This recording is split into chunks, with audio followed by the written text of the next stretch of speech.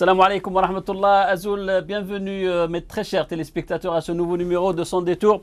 Monsieur Abdelaziz Bouteflika est élu pour la 4e fois. Il s'est succédé à lui-même comme il fallait s'y attendre. Son concurrent direct, Monsieur Ali Benflis, crie sur tous les toits qu'il y a eu tricherie. Je suis très heureux d'avoir à mes côtés Monsieur Slimia Boujem'a, journaliste qui rentre d'Alger. On va lui demander ses premières impressions quant à ce voyage.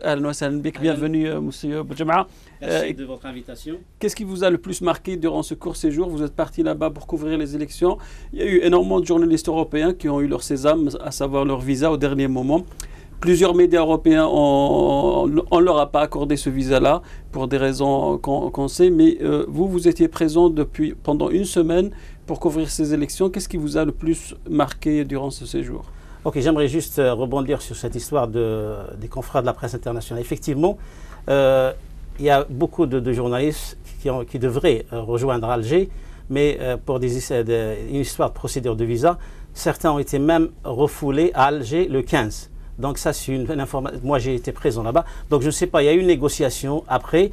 Donc je ne sais pas si quelques-uns ont été admis ou pas, mais le fait... C'est-à-dire même ceux qui ont eu le visa ont été refoulés à l'aéroport d'Alger. Il devait permettre 48 heures pour arriver à Alger. Donc ils sont arrivés le même jour. Donc il y a une histoire de procédure qui a été appliquée. Donc je crois qu'il y a eu des négociations, mais je ne suis pas au courant de l'aboutissement de cette affaire. Alors pour ce qui est de mon impression, bien sûr j'ai été là-bas en tant que journaliste pour couvrir l'événement qui est les présidentielles en Algérie. Mon impression, c'était, je maintiens et je signe que cette élection, c'est une mascarade. Parce que déjà, tout a été préparé d'avance. C'est le constat. Moi, j'ai vécu, j'ai vu ça. C'est un constat, tout a été préparé d'avance. Et l'élection, la réélection, la reconduction de Bouteflika a été planifiée d'avance. Donc, les éléments, les candidats qui étaient en lice, à mon avis, n'avaient aucune importance, ni sur le plan politique, ni sur le plan compétition. C'est-à-dire qu'il était depuis le départ out. Bien évidemment, la société, comment le fonctionnement de la société, c'est l'élément qui m'a choqué le plus. Parce que j'ai vu un peuple, une société divisée. Donc il y a une partie de la société qui était corrompue. J'utilise ce terme parce que j'ai fait mon investigation là-bas et j'ai constaté que beaucoup de gens ont été achetés. Est-ce que c'est vrai, comme l'ont rapporté plusieurs observateurs, que dans les centres, les bureaux de vote, il y avait des gens qui représentaient différentes tendances, les différents candidats, et qu'à la fin de la journée, on leur a demandé de quitter les bureaux moyennant finance? Absolument. Donc même dans certaines régions du pays, il y a eu même une folie, parce que les gens se précipitaient, non pas pour essayer de voir comment l'opération s'est déroulée, mais plutôt pour toucher ce pécule qui devait toucher. Et c'était quoi? J'ai appris que c'était très important.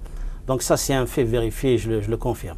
Vous m'avez aussi parlé de ce cas assez invraisemblable. Il y avait des bus le 15, c'est-à-dire 2 jours avant les élections, avec des groupes folkloriques, comme s'ils s'attendaient à une victoire certaine, en fait. Absolument. Donc c'est un fait qui a été vérifié même par certains représentants des médias internationaux qui étaient présents. Donc le 15, le soir du 15, du côté, dans la région est, la banlieue d'Alger, des dizaines ou bien, je crois, environ 80 jusqu'à 100 bus qui appartenaient au Yahya étaient stationnés là-bas, prêts à fêter l'événement, c'est-à-dire avec des banderoles, des posters du président Bouteflika bien sûr, et des drapeaux nationaux, donc ils étaient prêts là-bas. Et après, juste après ça, on a essayé de contacter des sources qui nous ont informé qu'en quoi des troupes folkloriques étaient déjà sur place à Alger, et ils avaient commencé les répétitions dans la perspective de fêter donc, la victoire du président. Et indépendamment de ça, il y a eu aussi des informations qui circulaient sur un groupe de Baltaghi, c'est-à-dire les gens qui soutenaient le président, mais à coup d'argent bien sûr, qui ont été mobilisés avec bien sûr des enveloppes, des chèques très importants. Si on revient aux médias étrangers qui ont reçu leur visa, leur autorisation de séjour, celle-ci allait jusqu'au dimanche 20. C'est-à-dire qu'aux yeux du pouvoir en place, il n'y allait pas y avoir de deuxième tour. C'était très clair, bien sûr, parce que le visa était la limite. Le visa, c'était le 20, donc automatiquement, c'était d'avance. C'est-à-dire les visas ont été délivrés dans les représentations diplomatiques algériennes à l'étranger, et les fonctionnaires des ambassades ont carrément établi la validité du visa jusqu'au 20. Donc automatiquement, il ne devrait pas y avoir de second tour. Quel regard portez-vous sur les résultats annoncés par le ministère de l'Intérieur? Je vous l'ai dit tout à l'heure. C'est-à-dire, moi, mon impression, elle est catégorique. Donc, il y a eu fraude, il y a eu tricherie. C'est-à-dire, les jeux ont été, les jeux ont été faits d'avance. Donc, automatiquement, à mon avis, il n'y avait pas d'élection. C'était juste une forme d'un spectacle, juste pour donner l'impression. Et c'était juste pour la consommation à l'étranger, c'est-à-dire international. Tout a été joué d'avance. Les résultats, à mon avis, bien sûr, c'est gonflé, parce que vous avez déjà la contradiction entre ce qu'a dit le Premier ministre de l'Intérieur et puis le conseil consultatif. Donc il y a une flagrante, c'est-à-dire un fossé flagrant entre les chiffres donnés par le ministère de l'Intérieur et le Conseil constitutionnel. Et moi, c'est-à-dire, durant mon séjour à Alger, moi j'ai fait le tour des bureaux de vote, quelques bureaux de vote, c'est immense Alger. Et on a essayé à travers, dans le centre de presse, à travers des ficelles, des sources personnelles. Généralement, aux environs de 15 heures de l'après-midi, on a essayé de contacter les bureaux de vote pour savoir l'affluence, le taux. Généralement, les meilleurs chiffres qu'on a eu, pas plus de 100 dans un bureau de vote, pas plus de 100 bulletins glissés dans le box. Donc automatiquement, ça veut dire quoi, 100 bulletins de vote à 15 heures? Imaginez à 3 heures de l'après-midi, dans un centre de vote dans la capitale, il y a juste 100 personnes qui ont voté. Alors qu'il y a normalement combien d'inscrits dans un bureau de vote? Plus des milliers, une liste de des milliers de personnes. Donc automatiquement, clairement, le boycott a été bien présent. Donc si on suit votre analyse, les partis politiques qui ont appelé au boycott et qui maintenant tiennent mordicus que c'est eux qui ont gagné dans cette histoire-là, parce qu'il y a l'Algérien n'a pas été voté. Est-ce que vous estimez qu'il y a beaucoup d'Algériens qui n'ont pas été votés, non pas seulement à Alger, mais sur tout le territoire national? À mon avis, il y a les deux. Effectivement, je crois que le clan du boycott a quand même réussi quelque chose, parce que je dis 50%, c'est irréaliste. Hein. Moi, je vous donne catégoriquement que le chiffre le plus proche de la réalité, pas plus de 20% au niveau national. Donc je dirais peut-être le clan du boycott a quand même influé, a gagné quand même une partie de la bataille, c'est-à-dire a réussi à mobiliser une partie de l'électorat pour boycotter le vote. Mais dans l'ensemble, je crois qu'il y a le ras-le-bol des Algériens. Les Algériens ne s'intéressent plus à la politique, et c'est-à-dire pour eux, la politique ne va rien leur apporter. Au début de votre intervention, M. Boujema, vous avez dit que la société algérienne est divisée. C'est quelque chose de très grave dans une société qui normalement est unie maintenant. C'était le but du troisième mandat de Bouteflika, réunir tous les Algériens.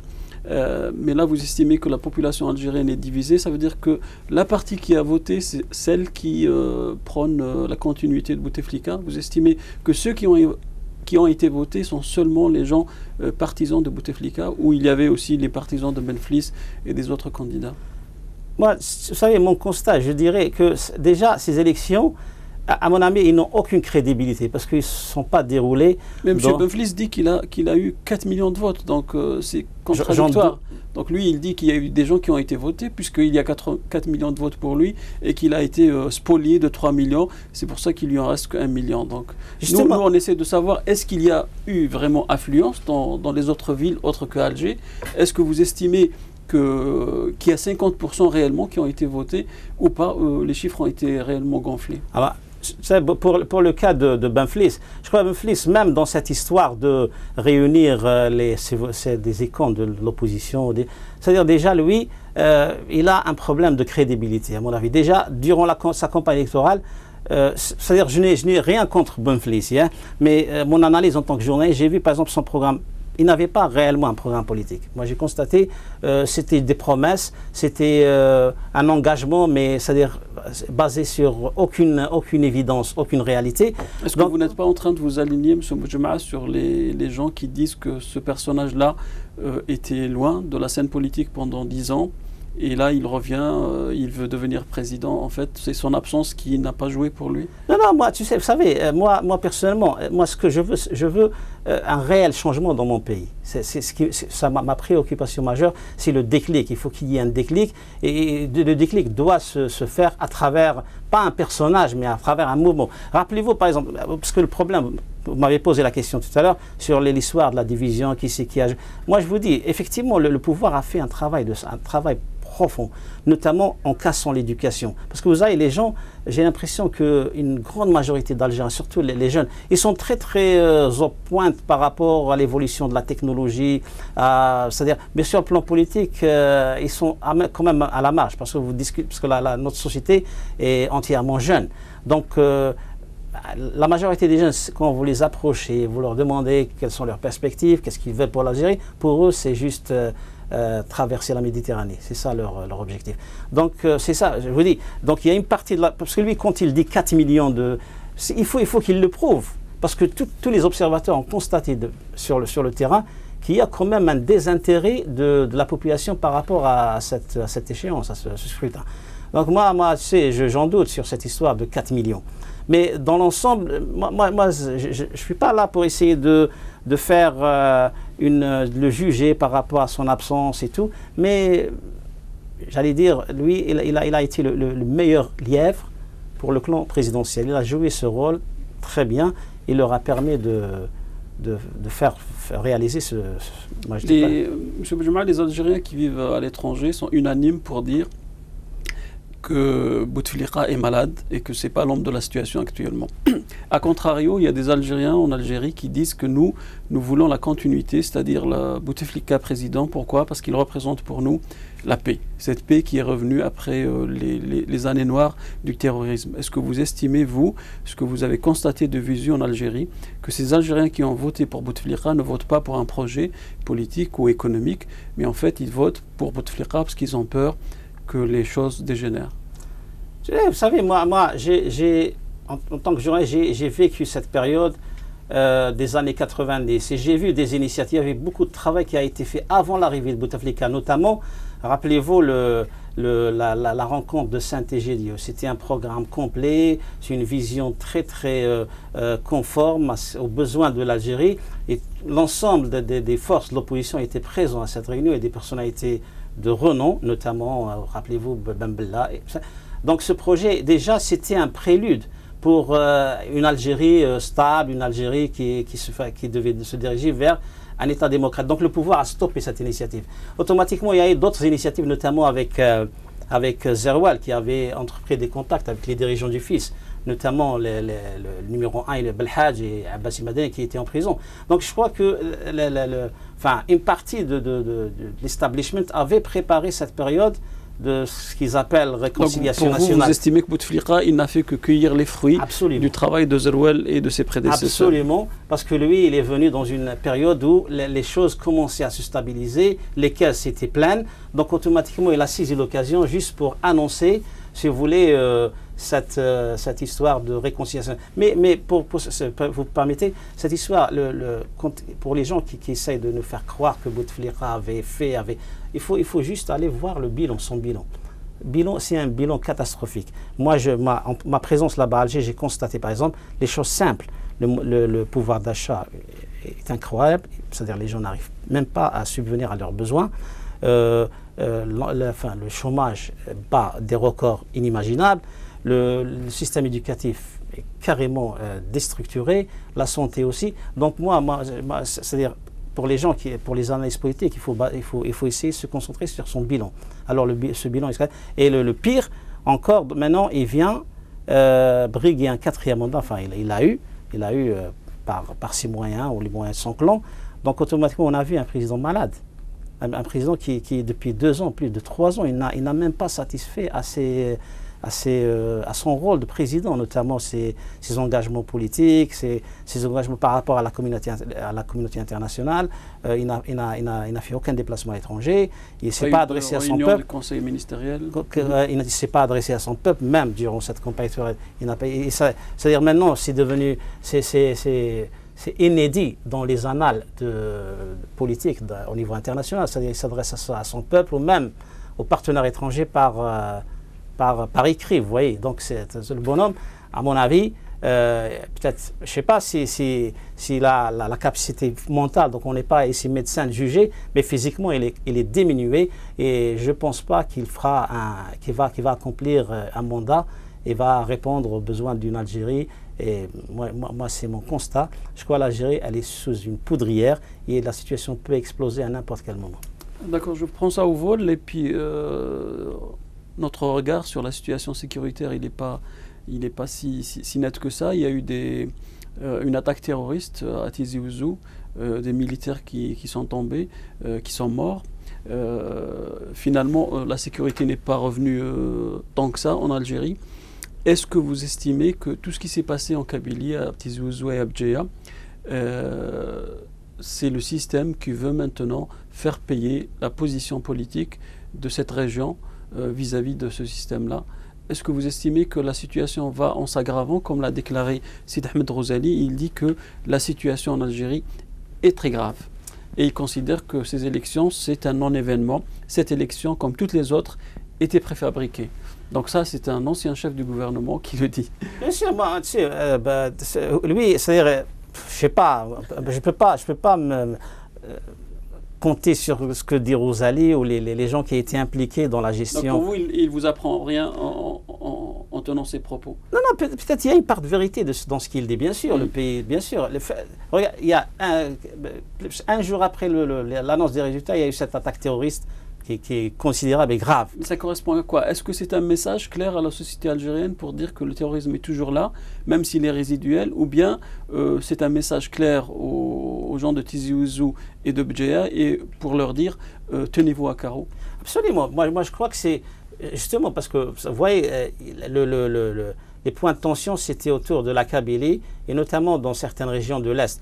Mais c'est vrai, le pouvoir, à un moment donné, il a paniqué par rapport à ces événements, ce qui s'est passé. D'ailleurs, j'ai évoqué pour vous l'histoire des médias qui jouent un peu, si vous voulez, le terrorisme médiatique comme cette fameuse chaîne Nahar. Donc, c'est-à-dire, il y a une stratégie. Pourquoi pour vous, cette chaîne, elle utilise le terrorisme médiatique? Vous pensez qu'elle a pris parti avec un candidat par rapport aux autres, ou exact. Il y a eu une prise de position flagrante?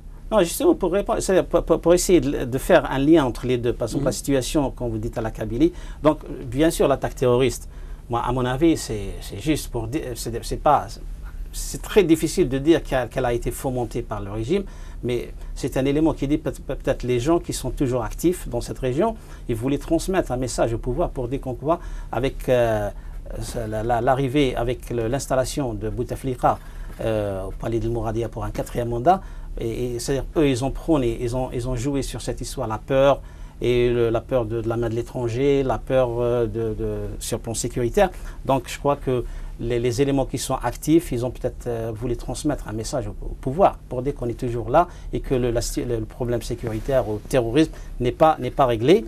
Et donc, au sujet de cette histoire des médias qui jouent, qui prennent le terrorisme, j'ai cité la chaîne Nahar, et je crois que cette chaîne, elle est amplement financée et poussée par le pouvoir.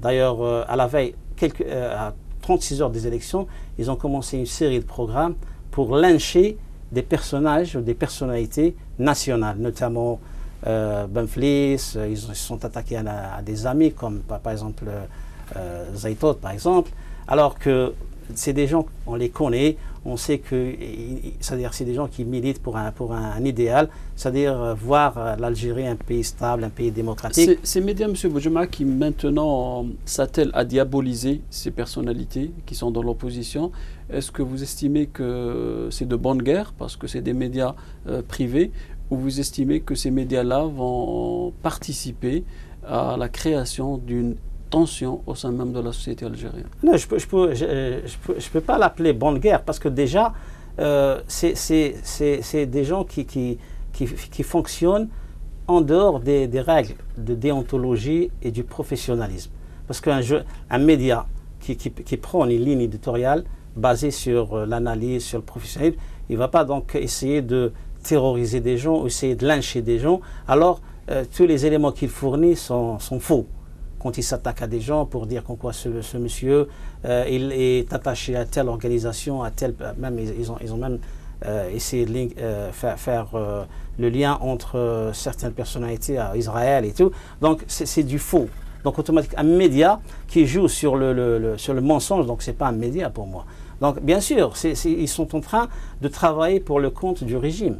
C'est-à-dire parce que ce régime, donc c'est clair au niveau. Vous avez vu par exemple des médias étrangers comment c'est des Bouteflika et tout le système est devenu la risée de ces médias. Ils sont en train de rigoler de ce système. Donc automatiquement, la réponse du pouvoir, donc, vous savez, il y a quelques mois avant les élections, j'allais dire, ça avait 6 mois, c'était pratiquement impossible. La loi de l'audiovisuel n'a pas été mise sur la table. Et ils ont fait en sorte que ils étaient déterminés à ne pas ouvrir le champ audiovisuel. Et là, en l'espace de même pas un mois, il y avait une multitude de chaînes qui avaient émergé et qui allaient travailler pour le compte du régime. Donc c'est ça. Et notamment, c'est le plus grave, c'est-à-dire un média qui n'a pas une ligne éditoriale basée sur le professionnalisme, sur l'objectivité, c'est-à-dire, à mon avis, même s'il joue en faveur d'un régime ou d'un personne, mais il faut qu'il le fasse d'une manière un peu professionnelle. Monsieur Boudjema, que pensez-vous de la thèse qui dit que le réel pouvoir est aux mains de Saïd Bouteflika depuis le premier AVC de Abdelaziz Bouteflika en 2006? Est-ce que vous estimez que le 4e mandat, c'est le pouvoir absolu de Saïd Bouteflika? C'est-à-dire, vous savez, c'est clair, il y a un clan qu'on appelle aujourd'hui le clan présidentiel. Donc ce clan, à mon avis, Bouteflika, s'il était réellement conscient, s'il était réellement présent et s'il avait le pouvoir, c'est mon analyse personnelle, s'il avait réellement le pouvoir de la décision ou le pouvoir de visualiser les choses, il aurait refusé de s'engager dans ce 4e mandat. Parce que physiquement, il est diminué et c'est clair, il ne va pas pouvoir c'est-à-dire fonctionner ou faire fonctionner un État dans les 5 prochaines années dans cet État-là. Automatiquement, il y a un clan qui est en train d'essayer de se maintenir et avec pour perspective d'essayer de gagner du temps. Parce que vous savez, les dossiers de la corruption, c'est très grave, c'est très profond. Il y a des rebondissements de jour en jour, notamment en provenance d'Italie, donc automatiquement, il y a un risque si jamais ils quittent le pouvoir, ils seront poursuivis. Donc automatiquement, ce clan fait des mains et des pieds pour se maintenir, je crois, pour une période, afin de régler ces histoires et essayer de peut-être un jour ouvrir la voie vers un schéma de transition, mais qui sera façonné par le régime. Mais je crois que Saïd Bouteflika, c'est le nom qui circule en ce moment, bien sûr, et c'est lui qui siège dans le fameux palais Al-Mouradia, et c'est lui qui dirige tout, mais bien sûr, il y a un clan qui est derrière lui. Contrairement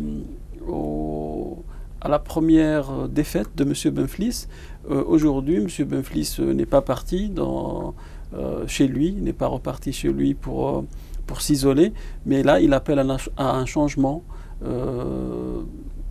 Il dit que les forces politiques du changement doivent se réunir autour d'une table. Est-ce que vous estimez que ce nouveau pôle des démocrates qui veulent le changement en Algérie a une chance de réussir maintenant à cause de tous ces points-là que vous venez d'énumérer, les malversations financières, ces problèmes de gestion, la présence de Saïd Bouteflika, la présence de ce clan? Tout cela ne fait-il pas maintenant le jeu de l'opposition? Est-ce que l'opposition a une chance avec ce 4e mandat? C'est un sujet très très pertinent parce que vous voyez, le grand problème en Algérie, parce que je vous l'ai dit tout à l'heure quand on avait commencé, je dis la grande absente, c'est la rue, le peuple algérien qui est absent de tout le processus. Et vous savez, pour se lancer c'est-à-dire un processus pour faire provoquer le changement, il faut une base populaire. Rappelez-vous, par exemple, l'histoire du Front islamique du salut. Parce que moi, j'ai été toujours, ces derniers temps, j'ai été toujours contre cette façon, même nous, les médias nationaux, la façon comment on a essayé d'analyser les choses. Notamment quand il y a eu cette histoire de Saïd Hani. À mon avis, c'était juste un scénario qui a été programmé par le régime quand il a fait cette... Saïd Hani s'est attaqué à l'institution militaire. Donc, je crois même que c'est un scénario qui a été mis en scène par le pouvoir. Et c'est-à-dire l'ensemble des médias nationaux ont joué le jeu, ont rentré dans la lignée du jeu politique du pouvoir. Ils ont commencé à s'intéresser à cette tripartite présidence, état-major et le DRS. Je vous laisserai continuer cette analyse juste après cette pause. Restez avec nous, à tout de suite.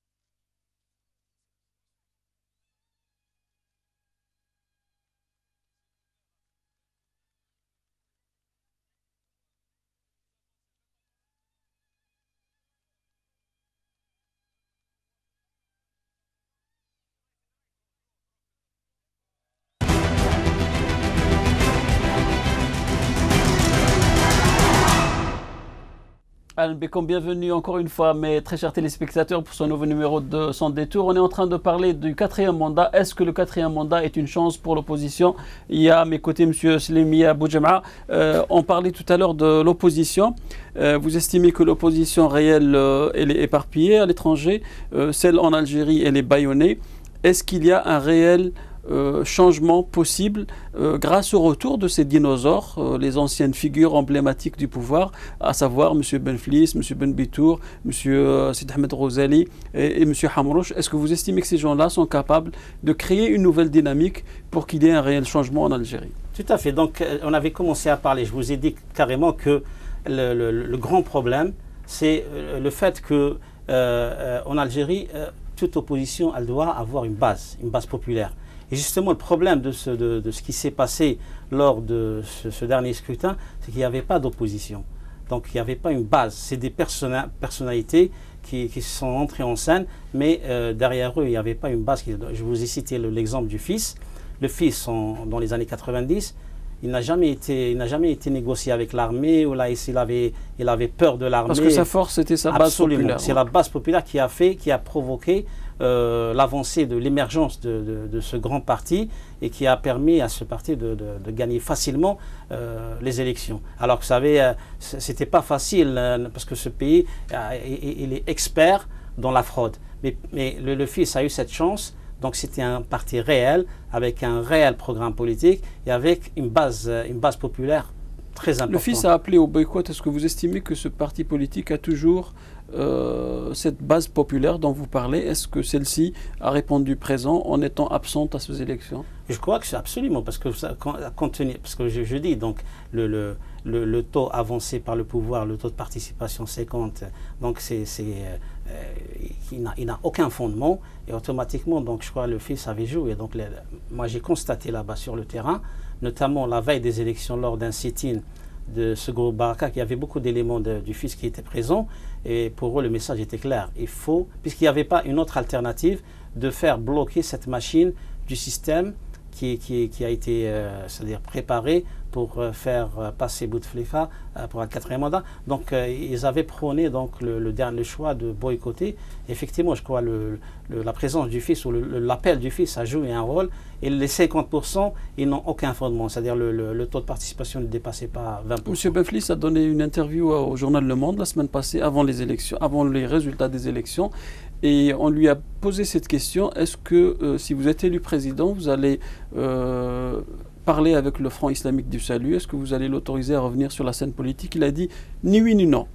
Donc réponse très ambiguë. Est-ce que vous estimez maintenant que Benflis ayant perdu, il va un petit peu revoir sa tactique et ouvrir les portes du dialogue avec ce parti dont vous décriviez la force populaire qui existe jusqu'à présent? Déjà, à mon avis, Benflis, la question qu'on doit poser, est-ce qu'il a réellement une influence qui pourrait mener le pays vers les changements? C'est très difficile de le dire parce que regardez ce qui s'est passé. Il a encore donné la chance au pouvoir parce qu'il l'a fait déjà en 2004. Il l'a fait, rappelez-vous, il y a quelques semaines avant les élections, il commençait à proférer des menaces. C'est jamais il y aurait des fraudes, il va mobiliser la rue, il va provoquer une révolte populaire.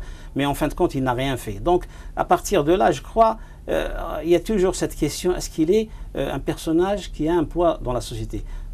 Pour ce qui est le fils, bien sûr, dans un processus politique, dans n'importe quel pays, on ne peut pas exclure une partie de la société. Donc cette partie, elle existe et elle a joué un rôle à un moment donné et elle a prouvé qu'elle était efficace sur tous les plans, notamment sur le plan politique, parce qu'ils ont arrivé à réaliser ce qu'aucun parti n'a... Enfin, bien sûr, avant le fils, il n'y avait pas de multipartisme, mais ils ont prouvé dans la première expérience du multipartisme en Algérie à défier un pouvoir et à remporter une élection majeure. Donc automatiquement, n'importe quel mouvement politique ou n'importe quelle initiative, elle devrait tenir compte de toutes les composantes de la société algérienne, notamment, bien sûr, le fils, parce que le fils, il fait partie de la société algérienne. Donc on ne peut pas construire un pays, on ne peut pas construire un modèle politique en excluant une partie de la société. Ces partis-là vont se réunir en mai. Monsieur Soufiane Djilali a dit qu'il allait essayer de réunir tous les partis, toutes les forces d'opposition. Mais il a parlé aussi de partis autorisés par le gouvernement, mais tout en sachant que le fils n'est pas agréé actuellement et que le fils de M. Hassid Ahmed Rouzali ne l'est pas non plus. Donc M. Ahmed Rouzali peut participer et le fils pas. Donc il y a une incompréhension dans cette analyse et le dialogue prôné par ces partis politiques. Pourquoi il y a cette ambiguïté actuellement? Pourquoi on ne fait pas table rase du passé et s'asseoir tous autour d'une table lorsqu'on représente une réelle force d'opposition? Vous l'avez dit, vous avez très bien dit, il faut faire table rase. Justement, il y a beaucoup d'expériences à travers. Est-ce que ces partis ont peur du régime, en fait? Je crois déjà le fait que Benflis, par exemple, maintenant, il avance l'idée de créer un mouvement politique. Déjà, puisque lui, il prétend qu'il ne reconnaît pas ce système ou ce pouvoir, parce que déjà, l'actuel président a été élu d'une manière antidémocratique, c'est-à-dire fraude et tout. Donc si lui, il va créer un mouvement politique, donc automatiquement, il va obtenir l'agrément de ce régime. Donc en obtenant l'agrément de ce régime, donc, il va essayer si vous voulez, de répondre à un certain nombre de critères. Donc quelque part, il va essayer de lui donner une certaine légitimité. Absolument, c'est ça le problème. Donc pour ce qui est, moi je dis, toute initiative, elle est la bienvenue. C'est-à-dire même ces gens-là, ils ont un problème de crédibilité parce que leur passé, il les poursuit, notamment Rouzali, Benflis. C'est-à-dire ils ont un passé parce que l'Algérie aujourd'hui, à mon avis, il faut premièrement faire en sorte que les jeunes prennent le devant de toute initiative politique. Parce que vous savez, l'Algérie est majoritairement jeune.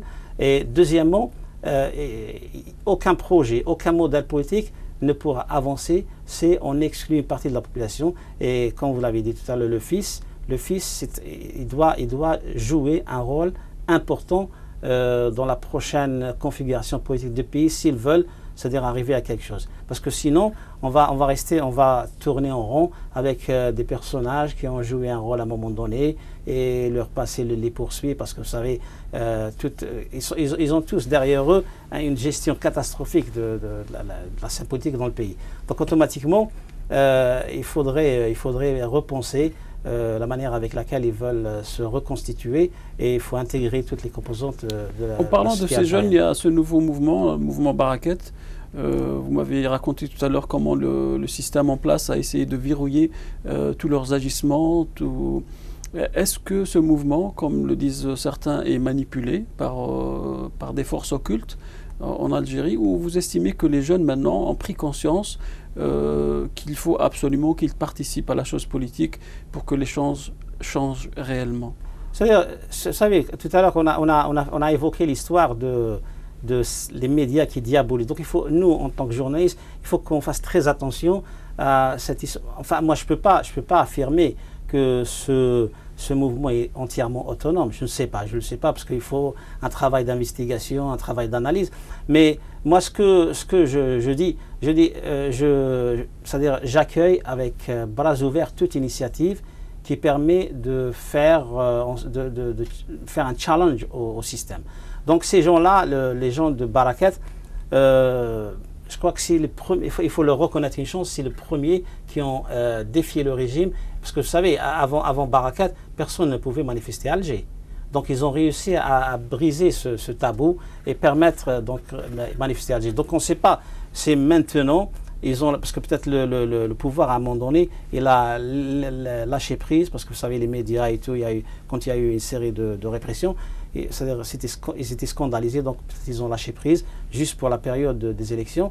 Vous savez ce qui s'est passé à Tizi juste après, donc c'est scandaleux. Justement, je voulais vous en parler. Est-ce qu'après les élections, le système en place maintenant, il a les coups des franches, il va agir comme il le veut, c'est-à-dire verrouiller toutes les velléités qui surgissent ici et là de ces mouvements de jeunes qui peuvent sortir? Est-ce que ne pensez-vous pas que ce système-là est un système policier qui a de l'expérience dans ce genre de manifestations et que finalement les jeunes vont s'affronter contre cette force policière qui est monstrueuse en fait? Je crois que c'est le fondement même de ce système. C'est un système qui est policier, vous voyez. Donc même durant, vous savez, le dernier jour, la veille des élections, ils ont mobilisé une armada de forces de l'ordre, c'est-à-dire impressionnante, pour mater un petit groupe de manifestants, notamment des gens de Barakat.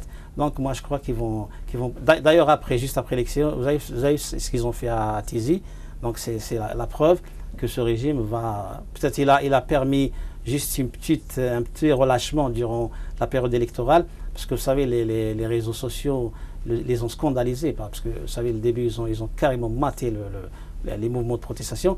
Donc peut-être ils ont permis juste un moment, un répit pour faire passer les élections, mais après vous avez vu ce qui s'est passé à Tizi, donc c'est inacceptable et c'était vraiment un peu trop.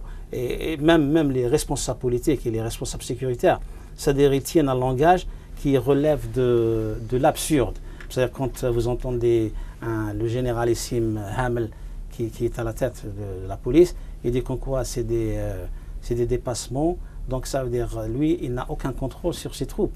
Donc c'est très grave. Donc en principe, à partir de là, il doit démissionner dans une société qui respecte les droits de l'homme et qui respecte son peuple. Il n'a plus droit à exister à la tête de cette institution. Tout à l'heure, vous avez parlé de M. Saadani, le chef du FLN. Vous avez dit que toute cette histoire-là, en fait, elle était fomentée pour induire l'opposition en erreur. En fait, les camps du pouvoir, le clan Bouteflika, le DRS, l'institution militaire, ils sont tous d'accord sur une chose, c'est de rester aux manettes du pouvoir. Maintenant, la presse étrangère, savoir le Canard enchaîné, ils ont sorti une bombe médiatique, à savoir que M. Saadani possède des appartements UP. Il est voisin de M. Sarkozy et il a aussi un compte en banque où il y a approximativement 300 millions d'euros. Est-ce que vous estimez maintenant que le régime va lâcher Ammar Saadani parce que son rôle est fini? Vous savez, je vous ai dit tout à l'heure, les jeux ont été faits dès le départ. Et c'était clair. À la veille des élections, tout était clair. Comme quoi, Bouteflika allait passer. Donc ces éléments, quand il a fait appel à Ouyahia par exemple, à Belkhadem, donc c'est des éléments sur lesquels le régime, parce que c'est des gens-là, ils sont impliqués dans les dossiers de corruption. Ils ont profité du système de la rente, et notamment ce Saïdani. Donc automatiquement, parce que si vous voyez par exemple le discours qu'il avait entretenu avec l'histoire de Saïdani quand il a fait sa sortie, mais est-ce qu'il y a eu des réactions, c'est-à-dire allant vers un objectif de, par exemple, de démanteler l'institution militaire, enfin, notamment le DRS, la police politique, ils ne l'ont pas fait. Donc à mon avis, ce que rapporte le Canan Chelé, c'est pas quelque chose, c'est pas un élément nouveau, parce qu'ils sont évidemment impliqués jusqu'au cou dans les dossiers de corruption. Merci Sibou Jema'a. Monsieur Hakim Sahab, cadre au sein du RCD, est avec nous. Azoul Sisab, Massa al-Khair, bienvenue. Massa al-Khair, Azoul Flawan. Azoul, monsieur Sahab, cette répression dans le sang qu'on a vu à Tizi Ouzou et à Béjaïa, est-ce que vous estimez que c'est un son de cloche nouveau qui va être la politique à suivre par ce nouveau système mené par le président Abdelaziz Bouteflika pour le 4e mandat? Est-ce qu'on est en train de se poser la question, est-ce que ce 4e mandat est une chance inouïe pour l'opposition? Votre question nous renvoie à deux types de réponses. La première est qu'il y a ce 4e mandat constitue pour nous un coup de force, un autre viol de la Constitution et de la pratique politique en algérienne et confirme, si vous voulez, le statu quo et la volonté du système à se maintenir et à se pérenniser au détriment d'ailleurs des intérêts et de l'avenir de l'Algérie. Seconde question, second aspect de la réponse, c'est que aussi il est évident que ce coup de force, le fait que les Algériens se sont sentis, si vous voulez, humiliés par ce coup de force, par cette volonté du pouvoir à perdurer. Donc il y a eu comme une humiliation, comme une insulte à leur intelligence, à leur mémoire, à leur dignité aussi. Donc leur a fait comprendre, leur a fait prendre conscience de l'intérêt à changer de régime, à changer de système politique qui ne cesse de perdurer depuis un peu plus d'un siècle. Donc évidemment, de ce point de vue, nous pourrions dire que ce 4e mandat peut constituer une chance pour tous les patriotes, pour tous les Algériens, toutes les forces nationales qui se sentent jaloux de l'Algérie d'intervenir dans le champ politique pour pouvoir imposer le changement tant attendu par le peuple algérien. Donc je vous dis, c'est vrai que d'ailleurs les démarches sont entamées, des passerelles sont engagées entre les différents secteurs, entre les différents segments, ou j'allais dire les différents courants politiques qui pèsent dans le champ politique algérien. Et c'est une bonne chose qui ne peut qu'augurer d'un avenir plus instructif pour les Algériens. Monsieur Hakim, Shafiq Msbah a annoncé récemment que le premier policier en Algérie, Monsieur Hamel, a été sommé par ses supérieurs de stopper toute velléité de changement en Kabylie et de disperser ces manifestations de jeunes Kabyles à Tizi Ouzou et Béjaïa, même en utilisant la violence. Est-ce que vous estimez que c'est une réalité sur le terrain ou bien c'était juste une conjoncture d'éléments défavorables qui ont créé ce sentiment d'insécurité à Tizi Ouzou? Oui, tout à fait. Sur le terrain, nous le vérifions tous les jours. Pour preuve, la violence avec laquelle la marche du 20 avril, qui, il faut le rappeler, même du temps du parti unique, cette marche s'organisait parce qu'elle était pacifique. Les manifestants ou les citoyens de la région venaient commémorer l'anniversaire et la symbolique notamment du 20 avril dans la fraternité, la convivialité et dans la sérénité. Donc depuis 1981, je disais tout à l'heure, même du temps du parti unique, il y avait comme un accord tacite entre les animateurs politique de la région et le pouvoir quant à autoriser cette marche. Nous l'avions vu effectivement 3 jours après donc la proclamation des résultats d'une élection dont tout le monde considère que c'était plus qu'une mascarade, une parodie électorale qu'une véritable élection exprimant la volonté des Algériens. Donc il est évident que c'est un début. Donc c'est un début c'est un début, c'est la continuité pour nous, la continuité d'une politique répressive d'interdiction de toute voix discordante, de toute expression libre. Et la violence avec laquelle les policiers ont mené cette interdiction nous laisse perplexes, dans le sens où il y avait une violence, une intensité telle que on ne s'y attendait pas, franchement, à cette violence à 3 jours après les élections. Il y a quelques images assez choquantes qui interpellent la conscience, j'allais dire, de toute l'élite nationale, et pas seulement d'ailleurs, sur cette violence, cette volonté à humilier les jeunes Algériens dont leur seul tort était de sortir dans les rues, dire leur ras-le-bol, exprimer leur attachement à leur identité et aux valeurs démocratiques dans ce pays. Donc voilà, un peu si vous voulez, effectivement, nous estimons que ce n'est pas seulement Hamel, mais c'est tout le régime qui est contre justement, qui veut se maintenir aux dépens des intérêts de la population, à tout prix, quitte à violenter, à réprimer, à empêcher. Il y a cette volonté claire du pouvoir qui nous interpelle en tant que militants politiques, en tant que citoyens, parce qu'on ne peut pas continuer indéfiniment à ignorer les revendications libres, pacifiques et justes d'une grande majorité de la population algérienne. Monsieur Hakim, le réveil fut douloureux pour Monsieur Benflis le lendemain des élections. Il est revenu à de meilleurs sentiments. Maintenant, il parle comme l'opposition. Il dit que ce système-là est un système fraudeur. Les résultats ont été fraudés. Lui, il se dit spolié de plusieurs millions de voix. Maintenant, il a rallié la voix de l'opposition. Que pensez-vous de cette nouvelle opposition démocratique qui appelle au changement et à la césure bête et brutale avec ce système-là? Pourquoi on empêche l'émergence de nouvelles voix, de nouveaux visages jeunes qui représentent la société algérienne? Pourquoi le retour aux affaires de M. Hamrouche, de M. Benflis, de M. Benbitour et de M. Sid Ahmed Ghazali? Pourquoi l'opposition algérienne doit-elle s'appuyer sur ces visages-là, sur ces noms-là qui étaient partie prenante de ce système? Il y a un proverbe qui dit vaut mieux tard que jamais. Tant mieux que ces personnalités, entre autres, prennent conscience de l'échec du pouvoir qui s'est imposé par la violence, par la corruption, depuis 1962, donc au lendemain de l'indépendance. Il est vrai que les personnalités que vous venez de citer ont tous été partie prenante de ce régime, aussi corrompu, prédateur que corrupteur. Mais il est vrai aussi qu'on ne peut pas indéfiniment s'ignorer les uns les autres.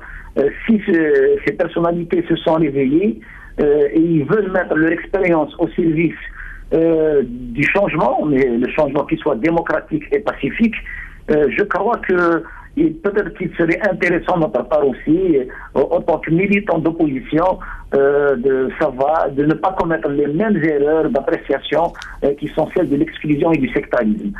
Donc, à la seule différence, c'est que notre démarche doit être éminemment politique, éminemment pacifique, et dans le sens où il faut clarifier les choses que si changement y aura-t-il, il doit être en dehors et contre ce système politique qui a ruiné l'Algérie. Il ne peut pas, si c'est pour maintenant, ils viennent avec l'idée de se pérenniser encore une fois, d'essayer de maquiller, j'allais dire, de rendre plus crédible, de rendre plus fréquentable ce régime, à ce moment-là, nous serons voués à l'échec.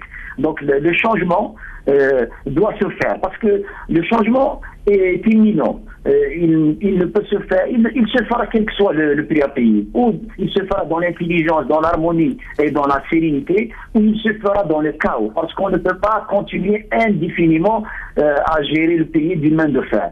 Donc nous sommes de ceux qui appellent à la sagesse, à la sérénité et à l'intelligence.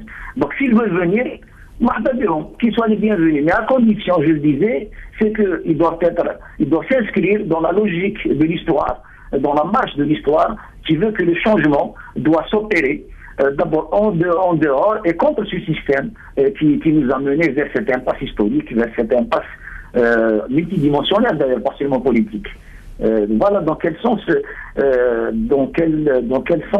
nous disions à la limite on évitera, mais c'est vrai que l'Algérie de 1962 n'est plus, elle a évolué, n'est plus celle d'aujourd'hui. Il y a eu une évolution extraordinaire en termes de rajeunissement, en termes de renouveau sociologique, notamment. Et ce qui fait que l'Algérie a besoin de nouveaux visages, effectivement, comme vous le dites, a besoin que ces jeunes prennent en charge leur propre destinée, leur propre destin. Donc on ne peut pas faire à chaque fois du neuf avec du vieux. Il est vrai que, parce que parmi, il y a inévitablement, je le dis, je ne suis pas sectaire, il y a ceux qui sont sincères dans leur démarche. Mais il y a aussi ceux qui veulent manipuler, encore une fois, qui veulent se réapproprier cette idée par exemple, de changement, cette idée de transition démocratique pour disons, la pervertir par la suite. Les exemples sont légion en la matière. Beaucoup d'idées émanant de l'opposition ont été émises de manière la plus démocratique possible, la plus politique, mais qui ont été récupérées par la suite par le pouvoir, manipulées et dévoyées. Comme on le dirait en arabe, à leur manière. Donc voilà. Donc il va falloir être vigilant, il va falloir être prudent, sans pour autant être sectaire. Monsieur Hakim, ne pensez-vous pas que ce régime-là est machiavélique à un point où il peut créer une opposition à l'opposition? Est-ce que le RCD est prêt à s'asseoir le mai prochain avec toutes les forces d'opposition à l'étranger et en Algérie, y compris le mouvement islamiste? Oui, il est en train de s'asseoir à côté du mouvement islamiste, en tout cas au moins avec une partie ou quelques segments du mouvement islamiste. Je dis qu'aujourd'hui, nous avons pris conscience qu'aucune force politique seule ou qu'aucune personnalité politique seule, le pouvoir lui-même seul ne peuvent apporter les solutions les plus appropriées, les plus idoines pour régler de manière définitive, pacifique, cette crise dans laquelle se fourvoie l'Algérie depuis un peu plus d'une vingtaine d'années, notamment. Mais il est vrai que nous sommes conscients aussi que les partis politiques, les différents courants politiques, les personnalités politiques, pas individuellement, devraient, en tout cas, ils sont condamnés à s'entendre sur un minimum, sur un SMIG, qui, notamment en matière des mécanismes, des mécanismes qui permettront de mettre en place un état de droit et d'asseoir un fonctionnement démocratique et qui permettra l'alternance au sein du pouvoir. Hakim nous Sahab, sommes conscients qu'il va falloir, oui. Hakim Sahab, je suis désolé, le temps est presque fini de cette émission. Je vous remercie beaucoup pour votre analyse et votre participation. Il y a aussi avec moi M. Abdeslam Faïd, journaliste et politologue à partir d'Alger. Monsieur Faïd Al-Nousan Bik, bienvenue. Est-ce que vous pensez aussi, comme M. Sahab, qu'il est grand temps que les forces politiques d'opposition se réunissent autour d'une table? Est-ce que vous estimez que l'Algérie est rentrée dans un 4e mandat de stabilité, comme le prônent les partisans de Bouteflika, ou c'est un 4e mandat, il va y avoir beaucoup de grabuge parce que, à l'instar de M. Sid Ahmed Rosali, il dit que la situation est très grave en Algérie? Ah, il n'est pas avec nous. Vous avez écouté ce qu'a dit M. Hakim Siboujouma. Est-ce que vous partagez son opinion? Est-ce que les forces politiques d'opposition, y compris les islamistes, ont une chance inouïe de s'asseoir autour d'une table pour faire front contre ce système mafieux qui dirige l'Algérie depuis presque 15 ans? C'est-à-dire, il y a des aspects sur lesquels je suis d'accord avec votre interlocuteur, notamment l'urgence que ces pôles d'opposition doivent se réunir et doivent s'entendre sur un minimum pour faire bouger les lignes et c'est-à-dire provoquer le changement.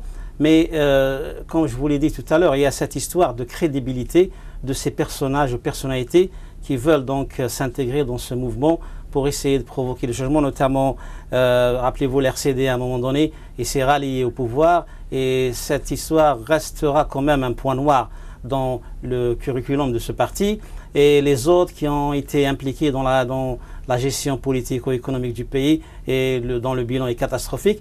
Mais je crois que l'urgence est là. Donc il faudrait que ces gens-là s'impliquent, il faudrait qu'ils s'organisent pour essayer de au moins se rencontrer, discuter sur un minimum. Et bien sûr, à ne exclure aucun mouvement, notamment les islamistes.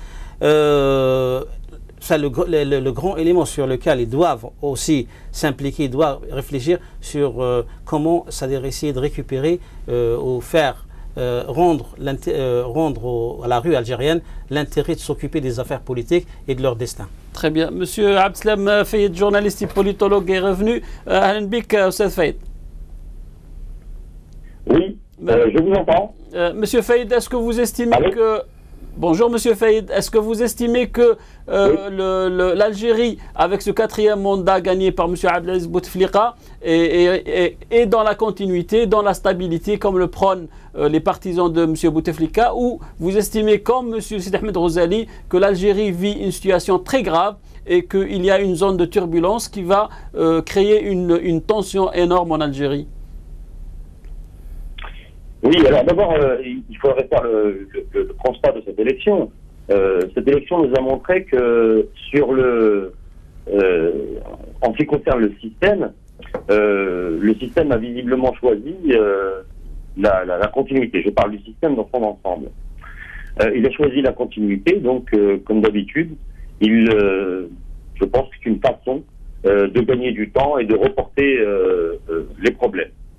Est-ce que ce 4e mandat, je crois que je me suis exprimé avant cette campagne électorale, notamment sur la chaîne Al-Atlas, dont je vous rappelle qu'elle a été fermée arbitrairement par le pouvoir, j'ai dit la chose suivante, c'est que nous avions une occasion historique d'organiser une vraie transition démocratique. Le système a choisi la continuité. Donc, si les choses continuent dans ce sens-là, il est clair que le système vient de perdre une occasion historique de pouvoir évoluer en concertation avec la société pour cette transition démocratique. Aujourd'hui, la question qui se pose, c'est est-ce que cette transition va se faire contre lui ou avec lui? Avec lui, ça paraît difficile. Je pense qu'elle ne se fera qu'en négociation avec lui. Pour schématiser, si vous permettez, le système de son ensemble, c'est-à-dire société plus système institutionnel, on peut le diviser en deux camps, que j'appellerais un axe positif et un axe négatif. L'axe positif, c'est l'axe de toutes les forces du changement qui existent, aussi bien à l'intérieur du système qu'à l'extérieur, et l'axe négatif est celui précisément qui a travaillé malheureusement à nous amener à la situation dans laquelle nous sommes, c'est-à-dire un pays qui est toujours dépendant, plus que jamais d'ailleurs, de la rente pétrolière, une économie qui est improductive.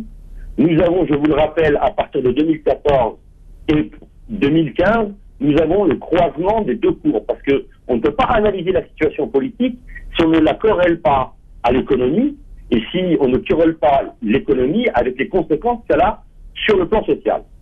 Sur le plan économique, nous avons, cette année, nous assistons au croisement des courbes. D'une part, les dividendes des hydrocarbures qui sont vendus à l'extérieur et le niveau des importations. Ces deux courbes sont en train de se croiser au point que nous allons avoir les importations qui vont être supérieures aux rentrées financières du pays. Sachant que notre transition démographique, nous allons la mener jusqu'en 2035, environ 2035-2040, c'est-à-dire que chaque année, nous avons des centaines de milliers d'enfants supplémentaires qui viennent, c'est-à-dire un seul positif au niveau démographique, et qui va demander, bien sûr, des écoles, il faut les habiller, il faut les faire manger, etc. Donc nous allons rentrer dans une phase où l'État algérien ne va plus avoir les moyens de pouvoir acheter la paix sociale en redistribuant la rente pétrolière. Donc la solution, c'est la sortie de ce système de rente, et donc de créer une économie à valeur ajoutée. Depuis 25 ans maintenant, d'autres diront depuis 1962, eh bien nous n'avons pas créé cette économie qui permet de créer de la valeur ajoutée par le travail et qui permet de créer des richesses, non pas à partir des matières premières que nous ne produisons pas, puisque c'est la nature qui nous les a données, mais à partir du travail, du génie créateur du peuple algérien. Donc la problématique, elle est la suivante. Très bien, Monsieur Fayed. On est tous d'accord sur votre constat économique. Si on revient au constat politique, est-ce que Monsieur Benflis, après sa cuisante défaite, a réalisé qu'il avait fait la même erreur 2 fois, à savoir être le lièvre de Monsieur Bouteflika une seconde fois? Est-ce qu'en déclarant à la presse nationale et internationale qu'il allait écrire un livre sur la corruption en Algérie et sur la manière dont ce système-là a géré ses élections, est-ce que vous estimez que ce livre-là est une forme de mea culpa pour s'excuser auprès des Algériens? Non, moi je ne pense pas que c'est un mea culpa. Je pense que M. Ali Benflis, je pense qu'il a fait une bonne campagne électorale, il a mobilisé la population, c'est pas.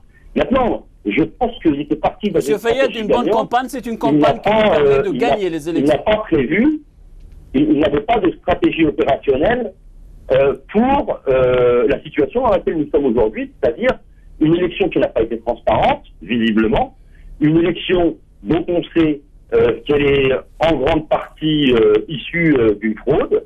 Ça, nous avons les éléments. Ceux qui sont sur le terrain le savent. Il n'avait pas de stratégie de rechange à ce niveau-là. Donc, je pense que le livre blanc qu'il va faire, c'est simplement pour prouver qu'effectivement, il a réuni un certain nombre de voix dans la population, mais je veux dire, il faut l'équilibrer aussi. Les 3 derniers jours de la campagne, les partisans du président en exercice ont fait une campagne sur la stabilité et le risque à l'insécurité, dont une grande partie des Algériens sont sensibles, et je pense qu'il y a une partie de la population qui a été sensible à ce message. Maintenant, cela n'empêche pas qu'il y a eu effectivement des bourrages d'urnes, ça nous le savons. Maintenant, quant à Ali Benflis aujourd'hui, il propose de créer un parti politique, etc. Cette démarche-là, elle s'inscrit, il a créé un front avec les partis qui l'ont soutenu, les associations, etc. De l'autre côté, il y a une coalition quand même de l'opposition qui s'est créée depuis un bout de temps, qui a refusé de participer au processus électoral et qui propose d'aller vers une conférence nationale du dialogue. Je dirais que l'ensemble de cette classe politique, lui, est mis devant une responsabilité historique qui est celle de réagir. L'enjeu, il est le suivant. Est-ce qu'ils vont arriver à s'entendre sur une démarche consensuelle pour imposer le changement, oui ou non? Tel que c'est parti, les égoïsmes des uns et des autres, aujourd'hui, ne semblent pas, disons, nous donner beaucoup d'espoir à une réunion de l'ensemble de l'opposition qui est pour le changement. Merci Abdel Fayed, journaliste et politologue d'Alger. Merci beaucoup pour tous ces éclaircissements. Dernière question, M. Boudjema. Est-ce que vous êtes d'accord avec lui? Tous ces éléments-là ne nous donnent pas beaucoup d'espoir. Est-ce que vous êtes optimiste aujourd'hui quant à l'avenir de l'Algérie? Très sincèrement, je sais qu'en Algérie, il y a des potentiels, il y a des gens qui sont capables de faire bouger les lignes, de provoquer le changement attendu. Mais je crois que, parce que ce que vient de dire votre interlocuteur, c'est-à-dire il y a une tendance de théoriser beaucoup les choses. Parce qu'évidemment, quand il parle de M. Benflis, il a mobilisé, il a fait ceci, cela, mais la réalité, vous avez carrément indiqué la faille. La faille, c'est qu'il n'est pas arrivé à remporter ces élections.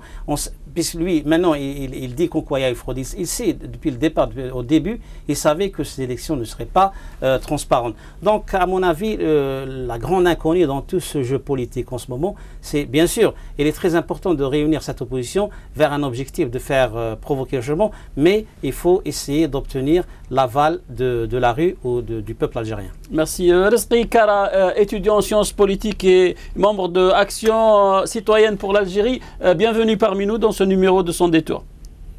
Bonjour, merci. Est-ce que vous estimez que les Algériens, les jeunes cadres algériens qui vivent à l'étranger, notamment en France, s'intéressent maintenant à la chose politique parce qu'ils réalisent que la situation est grave? Est-ce que vous estimez que la situation actuelle vous donne une opportunité pour changer les choses en Algérie? Merci en fait de Prime de m'avoir accordé cette opportunité pour apporter notre regard sur ce qui se passe en Algérie actuellement. En fait, les jeunes, il faut reconnaître d'abord qu'il y a un divorce entre les jeunes et la politique. Il y a une grande fracture entre on appelle la chose politique et les jeunes. Pourquoi cette fracture bien ce divorce entre les jeunes et la politique? Évidemment, parce que c'est l'actualité politique et l'environnement politique qui est non démocratique qui a poussé les cadres algériens, en l'occurrence les jeunes diplômés et tout ça, à ne pas s'intéresser. Il faut dire aussi que le régime depuis 62 n'a pas essayé d'attirer l'intelligentsia algérienne pour apporter sa pierre pour fonder un État démocratique en Algérie. Et du coup, notre action citoyenne pour l'Algérie voit que l'environnement politique en général depuis 62 jusqu'à maintenant n'est pas propice pour que la jeunesse vraiment s'intéresse à la politique. D'abord, et une autre chose aussi, c'est que le pouvoir actuel essaye à tort de ne faire comprendre que la démocratie se limite seulement aux échéances électorales, alors que c'est fou. Et toutes les leçons, toutes les grands politologues nous indiquent que la démocratie c'est tout un processus qui fait intégrer la société civile, les partis politiques et les droits à la liberté d'expression. C'est ce qu'on ne voit pas dans le terrain actuellement en Algérie. Ce que aussi je veux parler, c'est que ce qu'on appelle actuellement vulgairement le processus de démocratisation en Algérie, il me semble, c'est un avis personnel, un processus de démocratisation. Pourquoi? Parce que la démocratie en Algérie a été inventée, a été empêchée dès 62. Très bien, monsieur Rizqi.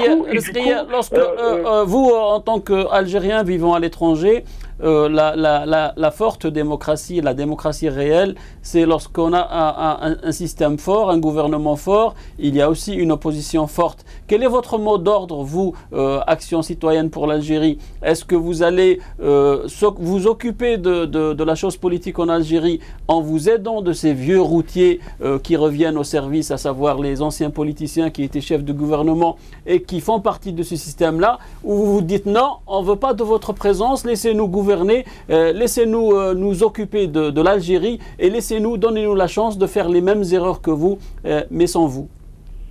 En fait, votre question est pertinente, mais sauf que c'est un peu une sorte...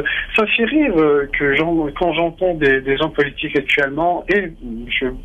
Bouteflika, et tous les donneurs de pouvoir, quand ils parlaient de la jeunesse, ils parlaient au nom de la jeunesse, et eux, la plupart du temps, ils ont 77 ans, 75 ans, et du coup, je ne sais pas, il faut laisser la jeunesse parler d'elle-même. Il faut laisser la jeunesse parler de ses déviances. Les gens actuellement qui nous gouvernent, que ce soit le président Cyclan, que ce soit les gens de l'armée, que ce soit même, je parle aussi, je sollicite les leaders des partis politiques qui sont dans la plupart du temps ont 60 ans, 75 ans. Et du coup, actuellement, notre action citoyenne, on demande un renouvellement de la chose politique. On demande aussi un changement, un vrai changement, une vraie république. La révolution algérienne a été faite par des jeunes. Dans la plupart du temps, ils ont 20 ans, 25 ans. Et ce qui est étonnant, que après l'indépendance, on voyait que l'actuel président, il avait 25 ans, il était ministre de la jeunesse et des sports. Après, il était ministre des Affaires étrangères, et en étant très très jeune. Mais actuellement, il laisse pas le terrain à un renouvellement de la génération, un renouvellement pour permettre à cette jeunesse-là de participer. Et du coup, notre action, on a on a essayé à notre manière de boycotter les élections, puisque c'est une farce où, j'allais dire, je l'appelle un théâtre à la Voltaire, où le jeu démocratique est fermé. Et du coup, nous les jeunes actuellement, on essaye à notre manière de sensibiliser la société civile pour que un changement, un vrai changement démocratique aura lieu en Algérie. Merci Lesqi Kara, étudiant en Sciences Po et membre de Action citoyenne pour l'Algérie. Merci beaucoup pour votre participation. Merci à mon invité ici présent, M. Slemi Abou Djem'a, M. Hakim Sahab, cadre au sein du RCD, qui était avec nous à partir d'Alger, et M. Abslam Faïd, journaliste et politologue d'Alger. Merci à vous. C'était Sans détour et c'est fini. بارك الله فيك ربي يحفظك.